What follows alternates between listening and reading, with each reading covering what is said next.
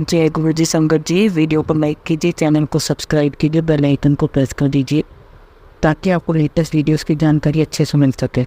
जय गुरु जी संगत जी, गुरु जी का अनंतम शुक्राना, गुरु जी के श्री चरणों में 40 का नाम, गुरु जी की कार्य संगत के जय गुरु जी। हाथ जोड़कर विनती करो, सुनिए दृढ़ता निधान, साधु संग सुख दीजिए, दया हमको दाय। सारे गुरु जी गुरु संगत को जय गुरु जी संगत जी। आज का सत्संग बहुत सुंदर, बहुत ही खास है और गुरु की प्यारी और पुरानी संगत का सत्संग है। आप सभी से रिक्वेस्ट है सत्संग अंत तक सुने, पूरा सुने, क्योंकि सत्संग के हर शब्द में गुरु जी की ढेरों बसें वजनो यह आप जानते हैं। तो चलिए संगत जी सत्संग शुरू करते हैं। आज का जो सत्संग हम सुनेंगे वो दीपिका आंटी का है। जय गुरु जी सारी संगत को, जय गुरु जी संगत जी। 1997 में सबसे पहले गुरु जी ने मेरे पापा को दर्शन दिए थे। एस ब्लॉक मंदिर में उनकी किडनी खराब हो रही थी और एक एसिड बढ़ रहा था, तो पता लगा था मेरे बुआ से जलंधर में कि कोई पापा जी हैं, अमृत वाले पापा जी, और ये भी बोला बुआ जी ने जो अमृत दिखते हैं वो लोग ठीक हो जाते हैं। तो मेरे पापा और मेरी मम्मी एस ब्लॉक मंदिर में गए और सीढ़ी उतर कर एक छोटी सी बैचमैन हुआ करते थे। उस टाइम पे संगत में गुरुजी संगत के बीच में चला करते थे। गुरुजी रुद्राक्ष की माला पहना करते थे। चलते चलते अपने रुद्राक्ष की माला को एक गिलास पानी के अंदर डिप करके उस पानी को रैंडम किसी भी संगत को दे देते हैं। मेरे बाबा को भी मौका मिला उस दिन जल पीने का। पापा ने प्रसाद दिया और धरा दे। बस इसी बीच पापा की किडनी फेल हो गई। हमने पापा की किडनी ट्रांसप्लांट करवाई अमृतसर जाके, और ये ट्रांसप्लांट हमने 2000 में करवाया था और 2006 में अगेन लीवर के ऊपर इफेक्ट आने लगा और फिर से किडनी फेल हो गई, तो पापा वेंटिलेटर पर चले गए। उससे पहले वो तथ्य संगत जी की मेरी शादी 97 में नहीं हुई। हम दोनों शिव भक्त थे और मेरे हस्बैंड गौरी शंकर मंदिर जाया करते थे। हर सोमवार जाते थे, शिव जी की आराधना करते थे। सिंपल लाइफ स्मूथली चल रही थी। हमारी राशन की दुकान थी, बहुत सिंपल लाइफ थी हमारी संगत जी। बच्चे हो गए, सब काम हो गए, गुरुजी ने हमें बुलाया और गुरुजी ने हमें ऐसे भी बुलाया। संगत जी, दो कारण होते हैं जाने की। जैसे कि आप परेशान होते हैं तो आपने सुना और आप पहुँच गए, क्योंकि इंसान जब परेशान होता है तो हर जगह जाता है। आपने सुना कि वहाँ कोई गुरुजी हैं, आप वहाँ चले गए। लेकिन संगत जी हमारी ऐसी कोई ज़रूरत नहीं थी, कोई रिक्वायरमेंट नहीं थी। हमारी शॉप से संगत जी राशन का सामान जाया करता था। एक संगत अंकल आया करते थे, भेज दे जाते थे, कहते थे कि राशन दे देना, कम पैसे होंगे तो वहाँ से मिल जाएंगे। बस इतनी सिंपल सी बात हुई। हाँ, यह ज़रूर मालूम था कि जो सारा सामान है कोई गुरुजी है एम्पायर स्टेट में, वहाँ आ जाता है। धीरे धीरे डॉक्टर अमिता और राम अवतार हमारी अंकल भी आने लग गए। डॉक्टर अनीता रेगुलर आती थी सामान लेने के लिए। तो धीरे धीरे मेरे हस्बैंड संजय के साथ उनकी अच्छे बोलचाल हो गए। मेरे हस्बैंड संजय उनको घर में बुला लिया करते थे। संजय जी बातचीत करने का सिलसिला ऐसे शुरू हुआ। एक बार डॉक्टर नीता ने कहा कि संजय तुझे गुरुजी बुला रहे हैं। तो संजय ने कहा कि गुरुजी कौन से? तो डॉक्टर नीता कहती है वही जहाँ पे तेरा सामान जाता है। तो संजय बोलते हैं मुझे क्यों बुला रहे हैं? और बात की बात में मेरे हस्बैंड बोला करते थे आप डॉक्टर हो कि गुरुओं के चक्कर में कैसे पड़ गए। तो बस फर्ज दिया करती थी, बाकी उन्होंने कुछ नहीं बताया। बस उसने इतना कहा संजय को कि गुरुजी ने कहा कि राशन वाले ना लेके आओ, इसलिए मैं तुझे कह रही हूँ। उन्होंने कहा था इसलिए मैं तुझे बुला रही हूँ। तो संजय कहने लगे कि नहीं मैं नहीं उतरूँगा करके रहने दो। तो डॉक्टर अमिता हंसने लगी, कहने लगी ठीक है गुरुजी तुझे अपने आप बुलाएंगे। हर बार डॉक्टर नीता आती है, हर बार उन्हें टोकते थे चलने से नहीं, और ये हर बार मैं आप देते थे। बोलते थे मैं तो शिव भक्त हूँ, मैं तो वही शंकर मंदिर जाती हूँ, मैं किसी के चक्कर में नहीं हूँ। लेकिन संगत जी गुरुजी को तो बुलाना ही था। उन्होंने कोई और जरिया बनाया। मेरे पापा वेंटिलेटर पर और डॉक्टर्स का कहना था 3 दिन हो गए वेंटिलेटर पर, और डॉक्टर का कहना है कि अब आप लोग फैसला करें क्या करना है। उस दिन मेरे भाई के पास परीक्षित सब्रवाल अंकल का फ़ोन आया। इनको जॉब चाहिए था। मेरा ब्रदर मैथ्स का जोनल हेड था। तो मेरे भाई ने कहा कि मेरे फादर वेंटिलेटर पे हैं, आपसे 2-3 दिन के बाद बात करता हूँ। तो इस पर परीक्षित अंकल ने कहा अगर आप मानते हो तो हमारे गुरुजी आप हैं उनके पास, आप अपने फादर की फ़ोटो लेके जाओ, जो करेंगे गुरुजी करेंगे। ऐसा कहकर उन्होंने फ़ोन रख दिया। थोड़ी देर बाद मेरे ब्रदर ने मेरे हस्बैंड को फ़ोन किया कि जीजू क्या करना है। तो उन्होंने कहा कि चलो चलते हैं। फिर ब्रदर ने पापा का फ़ोटो लिया गुरुजी के पास। वो तब तक संजय पर नहीं पता था कि यह वही गुरुजी जिनके पास हमारा किराने का सामान जाता हो। वहाँ जाके सिंधला अंकल मिले, उन्होंने अपना सत्संग सुनाया, सारी चीज़ें समझाई। उन्होंने गुरुजी जैसे कैबिनेट के पास खड़े थे। सब लोग वहाँ गुरुजी के पास जाकर के माथा टेक रहे थे। उन्होंने फिर माथा टेका, फिर वहाँ जा कर के कॉर्नर में बैठ गए। सत्संग हुआ, उसके बाद लंगर प्रसाद हुआ। सब कुछ करने के बाद लगभग 10 साढ़े 10 बज गए और इनको कुछ समझ में नहीं आ रहा था कि क्या हो रहा है यहाँ पर। और ये लोग बाहर गए। बाहर जब गए तो उनको डॉक्टर अमिता दिखी है। जैसे ही डॉक्टर अमिता ने देखा तो कहने लगी, देखा ना संजय, तुझे बुला लिया ना गुरुजी ने। तो संजय कहता है, अच्छा ये वो बोलती है दिन के यहाँ पर हमारा राशन आता है। डॉक्टर अमिता कहती है, हाँ हाँ ये वही गुरुजी हैं, देखो तुझे गुरुजी ने बुला लिया है यहाँ पर। जब संजय ने नहीं बताया डॉक्टर अमिता को कि मैं यहाँ क्यों आया हूँ, फादर इन लॉ की वजह से यहाँ पर आया हूँ, ऐसा कुछ भी नहीं बताया, तो डॉक्टर अमिता ने कहा कि गुरुजी से बात हुई। कि ये लोग कहने लगे, नहीं कोई बात नहीं हुई। तो कहती है कि रुक जा, मैं ज़रा सेवा करके आती हूँ, फिर तेरी बात करती है। इतने परीक्षित अंकल मेरे भाई को लेकर के गए गुरुजी से मिलवाने के लिए। गुरुजी ने परीक्षित अंकल को देखते रखा, कौन है तेरा ये बॉस है। परीक्षित अंकल ने कहा, नहीं गुरुजी, अभी तो मुझे इंटरव्यू यहाँ पर देना है, बोल के हम इनके फादर के लिए आए हैं। तो जैसे ही मेरे भाई ने फादर की फ़ोटो दिखाई, गुरुजी ने कहा जो होना है चमका होना। बस ये बोला गुरुजी ने और मेरा भाई बाहर आ गया। इतने में डॉक्टर नीचा आई। उन्होंने कहा कि संजय अंदर गया कि नहीं, तो उन्होंने मना कर दिया और बोला कि मुझे तो जाने ही नहीं दिया। तो वो कहती हैं, चल मैं लेके चलती हूँ। जैसे अंदर गए और वो लोग वहाँ जाके नीचे बैठे, इतने में गुरुजी ने डॉक्टर अमिता से कहा कि कौन अगर तेरा भाई है। तो डॉक्टर अमिता कहती है, नहीं तो गुरुजी कहते हैं डॉक्टर है ये। तो वो कहते हैं, नहीं गुरुजी जी, संगत जी, गुरुजी क्या करते थे ना कि एकदम से कुछ पूछते थे और खुद ही जवाब दे दिया करते थे। गुरुजी ने कहा एकदम से, ये अच्छा सादा राशन वाला आएगा। तो गुरुजी कहने लगे, बड़ा महंगा लगता है। तो और जैसे ही गुरुजी ने कहा, सारी संगत हंसने लगी।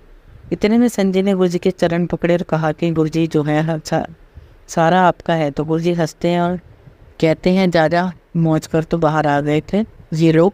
डॉक्टर अमिता कहती हैं, फिर देख तुझे गुरुजी ने ब्लेस कर दिया, तुझे मौज करो बोला। तब तक संजय जी हमें इन शब्दों के मायने नहीं पता थे। तो उस दिन संजय ने डॉक्टर अमिता का नंबर लिया था और अपना दिया था। और बस ये लोग घर आ गए। और घर जाने के बाद हर ट्यूसडे को पापा चले गए, वेडनेसडे को डॉक्टर अमिता का फ़ोन आता है। तो डॉक्टर अमिता कहती है संजय को कि संजय तेरे फादर इन लॉ की डेथ हो गई है। संजय कहता है, आपको कैसे पता। तो डॉक्टर अमिता कहती है, गुरुजी बता रहे थे। कि डॉक्टर अमिता कहने लगी, गुरुजी कह रहे हैं कि उसके फादर इन लॉ को मैंने मुक्ति दी, बहुत कष्ट में थे। गुरुजी ने डॉक्टर अमिता को कहा कि उसको कहना कि थैंक्स बोलने आए। तो संजय सोचने लगा कि यार एक इंसान चला गया और गुरुजी बोले मैं थैंक्स बोलने आ जाऊँ।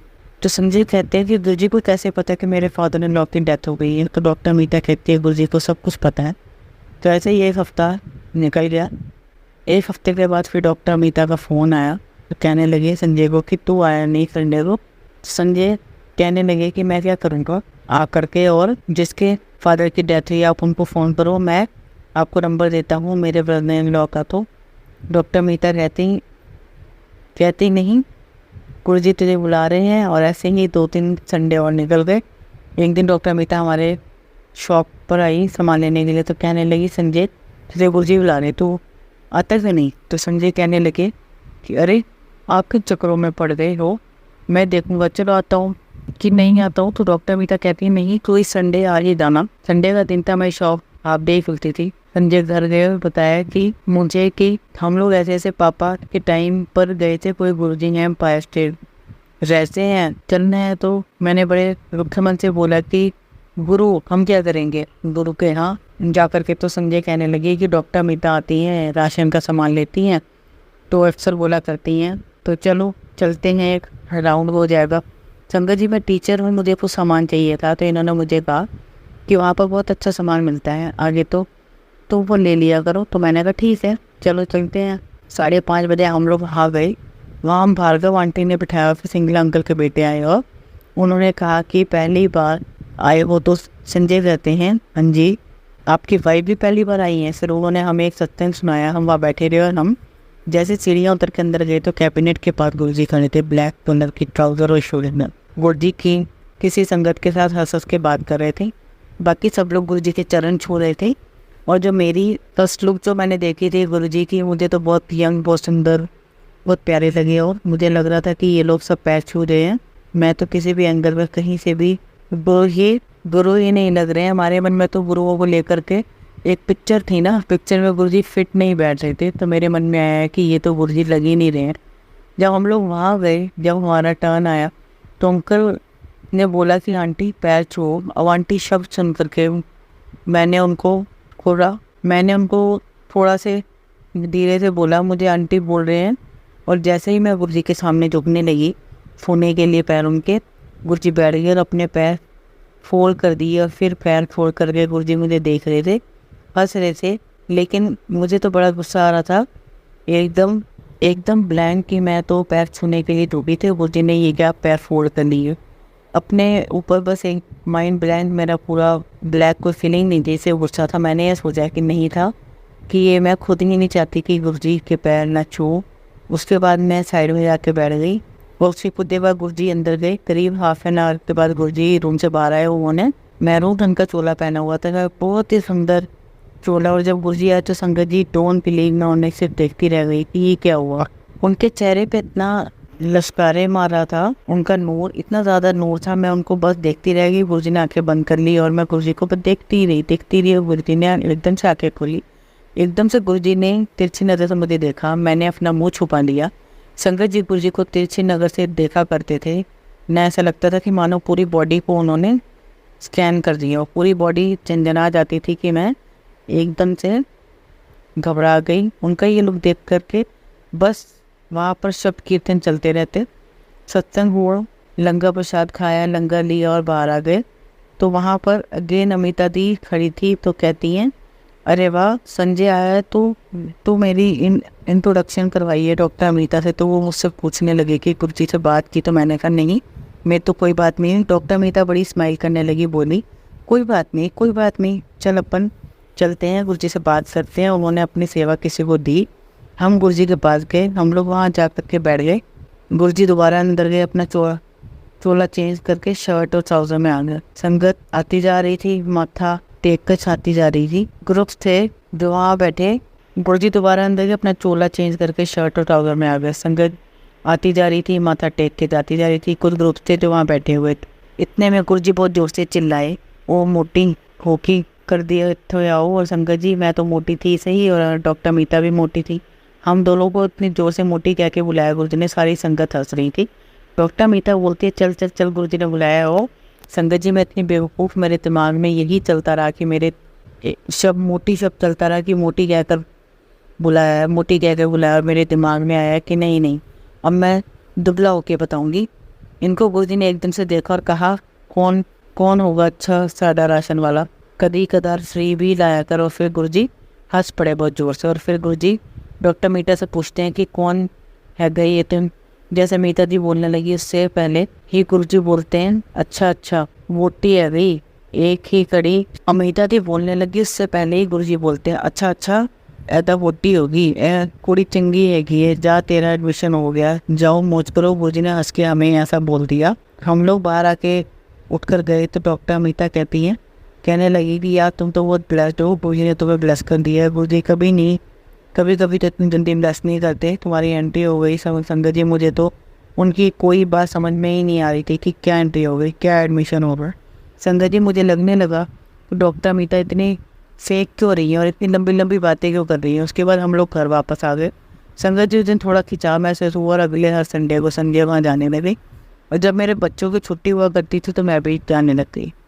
अच्छा मैं बताना भूल गई संगत जी कि जब हम लोग इस दिन डॉक्टर अमिता के यहाँ कहा कि नहीं घर जाना है, तो गुरुजी से आज्ञा लेकर के जाओ माथा टेक करके। हमें समझने लगी डॉक्टर अमिता कि नहीं गुरुजी से आज्ञा लेनी होती है, गुरुजी से एडमिशन लेकर जाना होता है। तो हम लोग अंदर गए आज्ञा लेने के लिए। संजय ने माथा टेका, मैं जा कर के खड़ी हो गई। जब मैंने देखा कि गुरुजी ने अभी भी पैर फोल्ड करके रखे हैं तो मेरे मन में आया कि मैं माथा टेकने आई हूँ, गुरुजी से तो अभी भी पैर पलट करके रखे हुए हैं। और संगत जी यहाँ मेरे दिमाग में बात चल रही थी और मेरी छोटे से छोटे थॉट गुरुजी ने सुन लिए और बस कहीं तब देखा, पैर नीचे कर दिए। गुरुजी हमेशा ब्लैक कलर के सॉक्स पहन कर आ करते थे। संगत जी जैसे ही मैंने गुरुजी के चरणों को छुआ, मेरे हाथ एकदम सुन्न हो गए, नम पड़ गए। मैंने माथा टेका, मुझे नहीं पता चला संगत जी कि क्या हुआ। जैसे ही मैंने उनका पैर छुआ था, उनकी उनकी फिंगर्स हिली, पैरों की, मुझे एकदम से शरीर में करंट सा लगा। गुरुजी वहीं मेरी तरफ एक आंख से देखे जा रहे थे, उनके चेहरे पे एक छोटा स्माइल था और बस वहाँ से हम निकले। लेकिन संगत जी, उनके चरणों को छूने का जो फील था, मैं कितनी बार जाती उतनी बार मुझे वो फील महसूस होता। संगत जी, हर बार मैं जब भी जाती मेरे मन में बस अब यही ख्वाहिश होने लगी कि गुरुजी अपने दोनों पैर नीचे रखें और मैं दोनों पैरों को छूएं, और तब तक छूती रहूँगी जब तक कि गुरुजी अपने पैरों की उंगलियां ना हिला दे। संगत जी, मैं ऐसा सोचती हूँ, गुरुजी अपने पैरों की उंगलियां हिला देते थे और कई बार तो शूज़ पहने हुए होते थे या जूतियाँ पहने हुए होते थे, तो मैं अपनी जूतियाँ निकाल करके अपने पैर आगे बढ़ा दिया करते थे। तो धीरे धीरे मैंने एक कनेक्शन हो गया गुरुजी के साथ। लेकिन संगत जी, आज मुझे समझ में आ रहा है कि गुरुजी ने मुझे पहले ही बहुत ब्लेस कर दिया था और कहा कि तू जो चाहेगी मैं तो तथास्तु कर दूंगा। संगत जी, शायद मैं शिव जी को पूछती थी, उनकी भक्ति करती थी, इसलिए शायद मेरा कनेक्शन गुरुजी के साथ हुआ। कहीं ना कहीं गुरुजी ने प्रूव कर दिया कि इस रूप के अंदर नहीं, इस रूप के अंदर शिव हैं। हमने तो एक काल्पनिक शिव जी बना रखे थे, लेकिन प्रैक्टिकली और फिजिकल हमें गुरुजी महाराज के रूप में शिव जी ने दर्शन दिए। संगत जी, मैंने एक चीज़ हमेशा सीखी है कि गुरुजी का हर सत्संग हमें कुछ ना कुछ जरूर सिखाता है। हर सत्संग, मेरी बात ज़रूर याद रखिएगा संगत जी, किसी ना किसी फॉर्म में गुरुजी का हर सत्संग हमें कुछ ना कुछ सिखाता है। और तभी गुरुजी ने हर इंसान के साथ प्रैक्टिकली करके दिखाया। बाकी सारी चीज़ें प्रैक्टिकली हैं, पुरानी संगत के साथ करके देखो और वही सारी चीज़ें नई संगत के साथ रिपीट हो रही है, क्योंकि तब गुरुजी ने कहा था कि मैं ये जो चीज़ें फिजिकल फॉर्म में कर रहा हूँ, इसलिए अब यही सारी सेम चीज़ें अब मैं डिवाइन फॉर्म में करूँगा। सेम तरीके से मैं ब्लेस कर रहा हूँ, सेम तरीके से मैं हेल्थ भी दूंगा, फिर नोट करा दूंगा। संगत जी, आपके सत्संग बहुत सारे लोगों के साथ मिलते होंगे। डॉक्टर अमिता दी तो हमारे यहाँ आती ही थी राशन मिलने तक। राशन लेने के लिए जो एक बार गुरुजी ने डाक अमिता को दी तो राशन लिखवाया कि तू ये सामान कहाँ है लिया, तो डॉक्टर अमिता दी गुरुजी को कहते हैं, गुरुजी वहाँ बहुत भीड़ होती है, आप एक काम करो, संजय को फ़ोन करके सामान लिखवा दो। तो गुरुजी ने बहुत तेज डांटा डॉक्टर अमिता को, तेरा नौकर है गए, ये सेवा तेरी है, उत्थे जा और लंगर का सामान लिखवा दे और उदानो पै दे। पैसे नहीं बोलते थे गुरुजी, पै दे कहते से। ये मैंने इस बात से एक चीज़ सीखी संगत जी की, अगर आपको कोई सेवा मिली है तो जैसे हमें कोई सेवा मिलती है, मिठाई सेवा मिली, अपने सोचा है कि संगत में मिठाई लेकर के जाएंगे तो हम दुकानदार को फ़ोन करके बोल दे कि हमारे यहाँ पर ही भिजवा देना। नहीं संगत जी, ये आपकी सेवा है, आपको खुद जा कर के लेने आनी चाहिए। डॉक्टर अमिता जैसे ही जाने लगी तो गुरुजी कहते हैं, उत्थे बड़ा रश होते। अमिता दी कहने लगी, हाँ जी गुरुजी, वहाँ बहुत रश होता है। गुरुजी कहते हैं, एक काम करो, गुरुजी अपने रूम में गया, अपने ब्राउन कलर के शूज़ लेके आए। गुरुजी कहते हैं कि ऐप आके जा।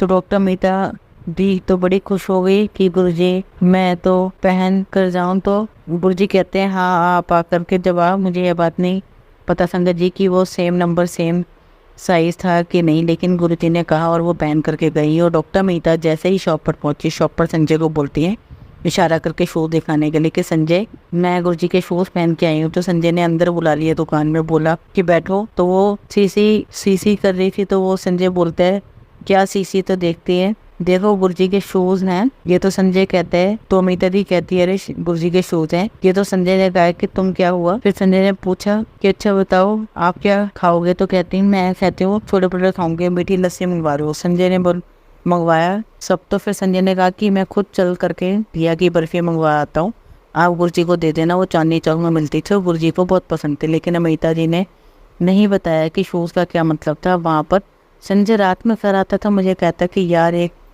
अजीब सी बात हुई आज मैंने कहा क्या हुआ। आज अमिता आई थी शॉप पर, कहने लगी सीसी और ये गुरुजी के शूज़ पहने थे। मैंने तो बोला कि अरे आपके आपने पैर नहीं छुए। तो मैं बोले मैं क्यों होगा, अरे गुरुजी के शूज़ नहीं थे तो वे गुरुजी के शूज़ होते थे। गुरुजी ने अपनी दुकान में अपने चरण डाले थे और मैंने वो संजय तुम समझे नहीं थे, यही तो दिखा रही थी कि जो वो शूज़ नहीं थे वो गुरुजी के चरण थे। तो संजय कहने लगा कि अरे मुझे नहीं पता, समझ में आता इसमें क्या टेक्निकल इशू है। ऐसे ही संगत जी वहाँ पर हमारी एक दो लोगों से ज़्यादा बात हुआ करती थी। जो एक अंकल थे, तो उन्होंने संजय से कहा कि संजय, मैं गुड़गांव रहता हूँ, मुझे ये राशन का सामान चाहिए, तो तू अगली बार अब संडे को आए तो मेरा सामान ले आना। संजय भाई संडे को ही जाता था, तो सारा सामान राशन का डाल के ले गया और 9 बजे थे वहाँ पे ओम नमः शिवाय शुरू हो जाता था। तो संगत जी दोनों बिल्कुल बाहर चले गए जहाँ पर गाड़ियाँ पार्क होती थी। वहाँ संजय ने राशन उनकी गाड़ी में शिफ्ट कर दिया और उन्होंने संजय को पैसे दे दिए। बड़ी सिंपल सी चीज़ थी। और जैसे ये लोग वापस अंदर आ गए तो जो अनलॉक थे उधर अमिता दी, और जब वे अंदर आ रहे थे तब उनको गेट पर अमिता दी मिली थी। तो अमिता दी ने संजय को समझाया कि जब तू यहाँ पर आए ना तो बस यहाँ पर गुरुजी के पास आया कर, उनके पास बैठा कर चरणों में। तब हमें यह बात समझ में नहीं आई कि वह क्या बताना चाह रही थी। शायद यही बताना चाहते थे संजय को कि इसे अंधा है तो किसी से गल्ला करन दी लोड़ नहीं होगी, किसी से रिश्तेदारी बनाने दी लोड़ नहीं होगी। और वो दिन का दिन है संगत जी, और आज का दिन है। आज मुश्किल से मुट्ठी भर लोगों को, मुट्ठी भर संगत को जानना होगा कि ऐसा बंदा है कि नहीं। जो गुरुजी ने कहा उसने वही फॉलो किया। एक दिन क्या हुआ संगत जी की, संजय ने मुझे ओम का लॉकेट बनवाना है, तो उसने ओम का लॉकेट बनवाया। मैंने संडे के दिन उनसे कहा कि ये ओम का लॉकेट बनवाया है, इसे आप पहन लो। वो ओम का लॉकेट संजय ने पहना और हम एम्पायर स्टेट चले गए। संगत जी जब भी हम एम्पायर स्टेट जाते थे ना, तो हम कोशिश करते थे कि हम लास्ट तक वहाँ पर रुकें, इसलिए हम थोड़ी देर से लंगर किया करते थे। तो संजय और डॉक्टर अमिता के हस्बैंड अरुण भैया के लोग बाहर खड़े हुए थे। एकदम से डॉक्टर अमिता उनकी मुट्ठी बंद थी और बोलने लगी कि संजय देखो, सी। तो संजय बोलता है क्या? तो बोल करके देखिए ओम का लॉकेट है, गुरुजी ने ब्लेस करके दिया है। और कहती हैं गुरुजी ने ये लॉक्ड सचखंड से निकाल करके दिया है। तब हमें नहीं पता था संगत जी कि कैसे निकालते हैं, क्या होता है। गुरुजी ने कहा कि एक आंटी अमेरिका से आई हैं उनको देने के लिए। तो संजय कहता है इसमें क्या बड़ी बात है, देखो मैंने जो नाम आज नया लॉकेट पहना है। तो डॉक्टर मीता कहती है एक बार तो गुरुजी वाले ले लो प्लस वाला, और तेरे वाला मुझे दे दे, अपन और आंटी को ये वाला दे देंगे। तो संजय कहता है मैं क्यों दूं, अपना लॉकेट मैं नहीं दूंगा। तो डॉक्टर मीता कहती है अरे स्टूपिड, तुझे समझ में नहीं आता, तो गुरुजी का ब्लेस लॉकेट है। तो संजय बोलता है कि नहीं, इसके लिए मैं जिसके लिए आया हूँ तो उसको दूँ ना, मैं क्यों बोलूँ। तो संजय ने नहीं दिया और बोला कि नहीं मैं अपना लॉकेट नहीं दूंगा, आप ये लॉकेट जिसके लिए आया आप उन्हीं को दो। और वो चली गई। नेक्स्ट डे अमिता दी का फ़ोन आता है तो कहने लगी कि मैंने ना गुरुजी को बताया था कि मैंने ना गुरुजी को बताया था कि मैंने संजय को कहा था कि वह लॉकेट ले ले और अपना दे दे। मैं गुरुजी को ब्लेस किया हुआ, तो दे दे मेरा लॉकेट, मैं उस लोडी को दे दूंगी। लेकिन संजय ने मना कर दिया। तो गुरुजी एकदम से जोर से हंसे और कहने लगे मैं इसका टेस्ट था। और जो हंसे और कहने लगे कि ये उसका टेस्ट था, तो वो टेस्ट था और वो टेस्ट में पास हो गया। मैंने और लॉकेट भी ना ब्लेस कर देता। इतने ब्यूटीफुल तरीके से गुरुजी ने हमें छोटी छोटी चीज़ें सिखाते थे। हम कहाँ इन चीज़ों में पड़े रहते थे। तो किसी को भी लालच आ सकता है ना संगत जी की ब्लेस किया हुआ लॉकेट मिल रहा है। अब हमें अमिता जी बताती थी कि गुरुजी सपने में आते हैं और ब्लेस करके चले जाते हैं। हमें नहीं पता था ये सब। संगत जी संजय को ना घुटने का दर्द स्टार्ट हो गया था। जब वो खड़ा होता था घुटनों का दर्द, जब वो खड़ा होता था तो उसके घुटनों से में से आवाज़ आया करती थी। एक जब डॉक्टर को दिखाया तो उन्होंने कहा कि एक इजीली स्टेज ऑफ ऑर्थराइटिस और सारी मेडिकेशन लिखी कि ये दवाइयाँ खाओ, जो दवाइयाँ खाओ और आप नीचे मत बैठना है। लेकिन जब हम गुरुजी के पास बहुत मुश्किल होती थी, बहुत तकलीफ होती थी। एक रात गुरुजी उसके सपने में आए और देखा कि संजय एम्पायर स्टेट में एंटर करता है और गुरुजी खड़े हैं गद्दी से और कहते हैं सीधे लेट जाते हैं। गुरुजी कहते हैं कि सीधा नहीं पट्ठा। संजय उल्टे लेट गए तो गुरुजी ने संजय को घुटने में बहुत जोर से लात मारी और कहा उठ जा, चंगा है गया नाल चल। अगली सुबह जब संजय उठा तो उसने मुझे सब बताया कौन सा सपना घर और गुरुजी ने मेरे घुटने पर लात मारी। और जब वो खड़े हुए तो भूल गया कि उनके घुटनों की जो डिस्कोलेक्शन थी उसमें दर्द था, वो सब कुछ भूल गया। उसको उस दिन दर्द भी नहीं हुआ। उसे लगा कि शायद मैंने ऐसी दवाई खिलाई है इसलिए दर्द नहीं हुआ।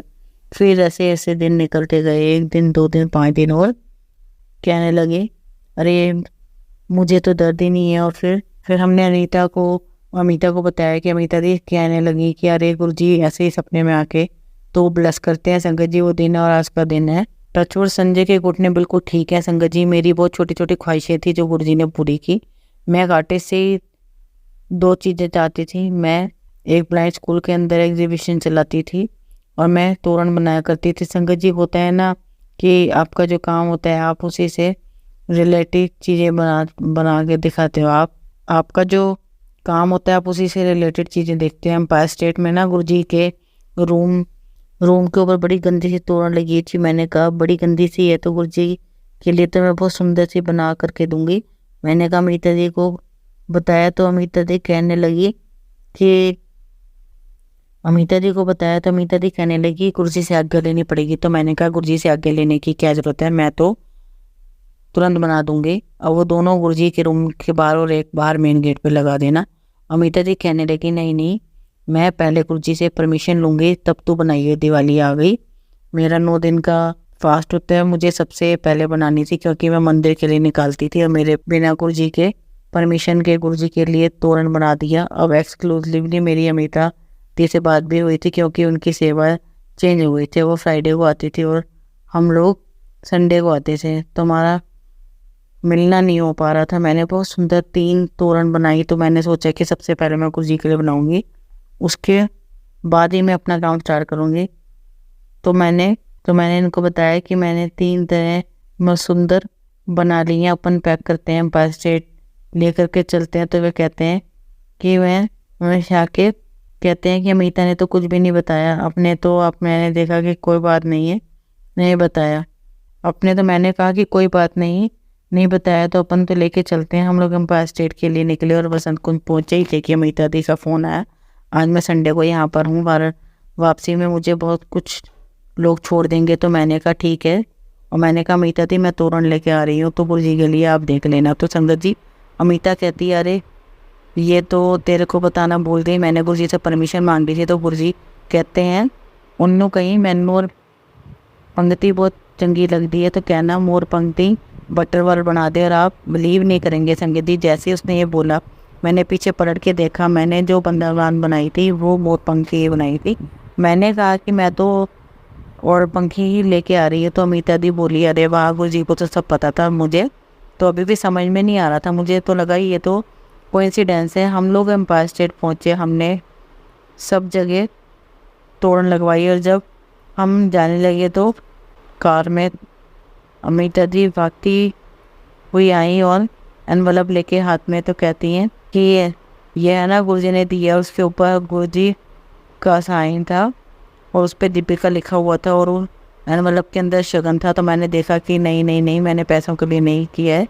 अमिता दी बोलती है नहीं पागल, ये गुरुजी की ब्लेसिंग्स हैं, गुरुजी ने ब्लेसिंग दी हैं तुझे, मैंने लिया है। और जब हम लोग जाने लगे तो मैंने देखा उसको, और जब हम लोग जाने लगे मैंने देखा उसको कार में। तो उसके अंदर एक 500 का नोट जो पुराना वाला बंद था जब बंद हो गया, और 200 के नोट थे। मैंने बोला कि देखो 700। तो फिर मैंने बोला कि अरे इससे तो महंगी बंधन वहाँ थी। तो संजय कहते हैं कि अरे तू चुप रह जा, तुझे क्या करना है, तेरे को तो ये हैं तो तू रख ले। मैंने बोला कि देने थे तो पूरे ही दे देती। संगत जी हमारा दिमाग बहुत कम लोग इस तरीके से दिमाग लगाते हैं। और मैं सोचने लगी पता तो था ही नहीं कि कितने देने, तो देना था तो पूरे दिन देते संगत जी। आज भी वो 3 नोट सामने एनवलप के अंदर आज भी मेरे घर में रखे हुए हैं और उन 3 नोटों के बहुत फ्रेगरेंस आती है। संगत जी गुरुजी ने बहुत बहुत ब्लेस किया है हमें, और गुरुजी के सत्संग अनंत हैं, बहुत सारे सत्संग हैं। गुरुजी की कृपा हम सब पर ऐसे ही बनी रहे, ऐसे ही उनकी ब्लेसिंग्स हमें मिलती रहें। अगर गुरुजी का आशीर्वाद कृपा रही तो मैं और भी अपना सत्संग शेयर करूँगी। अभी के लिए अपनी वाणी को यहीं विराम देना चाहती हूँ। जय गुरुजी, शुक्राना गुरुजी। संगत जी हम सत्संग का अंत एक बहुत ही खूबसूरत कहानी से करेंगे। एक गांव में कृष्णा बाई नाम की बूढ़ी माता जी रहती थी। वह भगवान श्री कृष्ण की परम भक्त थी। वह झोपड़ी में रहती थी। कृष्णा बाई का वास्तविक नाम सुखिया था, पर उसकी कृष्ण भक्ति के कारण गाँव वालों ने उसका नाम कृष्णा बाई रख दिया था। कृष्णा बाई निर्धन थी। वह घर घर जाकर के झाड़ू पोछा बर्तन मांजना और खाना बनाना जैसे काम करती थी और अपना भला पोषण करती थी। कृष्ण भाई के पास भगवान श्री कृष्ण की एक मूर्ति कृष्णाबाई के पास भगवान श्री कृष्ण की एक मूर्ति थी। प्रतिदिन सभी के घर में काम पूरे होने के बाद कृष्णाबाई श्री कृष्ण जी के लिए फ़ोन चुन कर लाती थी उन फूलों की माला बनाकर वह दोनों समय श्री कृष्ण जी को पहनाती थी और घंटों अपने प्रिय कान्हा जी से बात करती रहती थी। उसे कृष्ण के साथ बात करते थे गांव के लोग उसे पागल समझते थे, परंतु कृष्णाबाई उनको ध्यान न देकर कान्हा जी की भक्ति में लीन रहती थी। एक रात श्री कृष्ण जी ने अपनी भक्त काशा कृष्णाबाई से कहा कि कल तो बड़ा प्रलय आने वाला है, पूरा गांव पानी में डूबने वाला है, तुम यह गांव छोड़ के दूसरे गांव चली जाओ। अब क्या प्रभु का आदेश था। तो कृष्णाबाई अपना सामान इकट्ठा करने लगी। गाँव वालों ने उसे इसका कारण पूछा तो उसने गांव वालों को भी बताया कि कल सपने में कान्हा आए थे और उन्होंने मुझे कहा कि यह गांव कल सपने में कान्हा आए थे, उन्होंने मुझे कहा कि यह गांव पानी में डूबने वाला है, इसलिए तुम यह गांव छोड़कर दूसरे गांव चले जाओ। अब क्या प्रभु का आदेश था। तो कृष्णाबाई अपना सामान इकट्ठा करके गांव वालों ने उससे इसका कारण पूछा। उसने गांव वालों को भी बताया कि कल सपने में कान्हा आए थे और उन्होंने मुझे कहा है कि यह गाँव पानी में डूबने वाला है, इसलिए तुम यह गाँव छोड़कर दूसरे गाँव चली जाओ। कृष्णाबाई की बात सुनकर सभी लोग उस पर हंसने लगे। जो भी ये बात सुनता था वह हंस पड़ता था। सभी ने उसे बताया कि इस बात को भूल जाओ और अपने काम में लग जाओ। कृष्णाबाई अपने कान्हा जी के नाम लेते हुए गांव की सीमा पार की।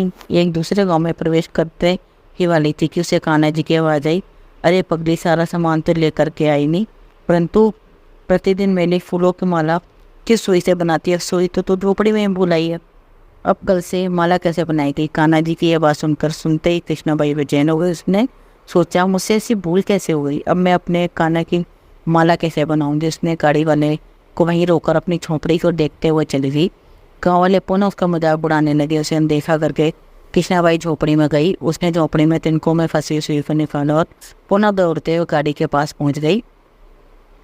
गाड़ी वाले ने कहा, माई तू परेशान क्यों है, कुछ नहीं होगा। कृष्णाबाई ने कहा, ठीक है चल। अब अपने गाँव की सीमा पार कर गाड़ी ने ठीक वैसे ही किया जैसे कि कृष्णाबाई और यह गाड़ीवान दूसरे गाड़ी में थोड़ा आगे निकल गए। इसी समय कृष्णाबाई का पूरा गांव भी पानी में समा गया, सब कुछ जलमग्न हो गया। कृष्णाबाई के साथ गया हुआ गाड़ी वाला भी श्री कृष्ण का टूट भक्त है और भगवान ने उसे कृष्णाबाई के साथ भेजकर उसकी भी रक्षा की थी।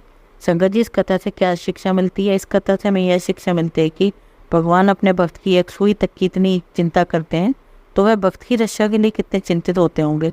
अब जब उस भक्त की एक सुई उस गांव में थी तब तक पूरा गांव बचा हुआ था। बच्चों, हम भी कृष्णाबाई जैसे भगवान के भक्त बनेंगे तो वैसे हमारी भी प्रत्येक पूरी तरह से रक्षा करेंगे। जय गुरु जी, शुक्राना गुरु जी।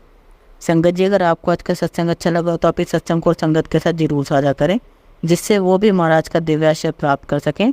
जय गुरु जी, शुक्राना गुरु जी।